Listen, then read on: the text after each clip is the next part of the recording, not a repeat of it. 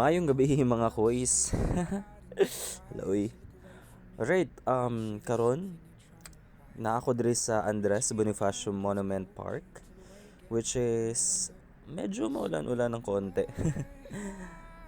As you can see guys, ang ganda ng park dito. Ang sarap magbumuni-muni, kaso nga lang ngayon medyo maulan. So, where am I going? I'm going to Capitolio. I believe you've heard the Capitolio na ano um, bagong establishment na pinagawa ni Yorme, which is actually it's a coffee shop, but eventually they will also sell something, some kind of food, pero this is known as a coffee shop, kaya siya tinawag na Capitolio.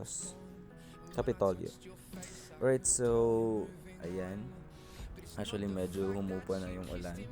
I just wanted to show you how beautiful it is. Para siyang ano talaga, mga coffee shop na alam natin, ng Starbucks.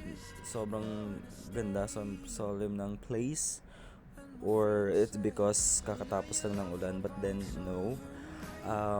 Ang ganda talaga, ang ilaw dito, nasa park siya. Nasa park katabi lang ng City Hall, which is nasa likod ng Bonifacio Monument. And then eto. So, yeah. Paikot-ikot ko muna, ipakita sa inyo yung kagandahan ng background ng lugar na to, ng coffee shop na to. And yes, as you can see, ano nyo.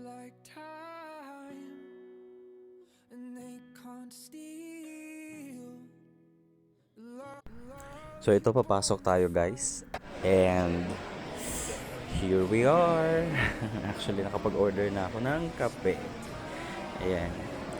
So, the good thing here, ang coffee na binibenta nila is, talaga, Philippine made. Coffee siya sa iba't ibang sulok ng Pilipinas. And then, it's brewed. So, sariling atin talaga. And yeah, I really wanted you to try this. Though, close na siya kasi for renovation. But then, it will be open back again by November. So, as you can see, aside from the coffee, they also have the Sagada honey. And, what's this?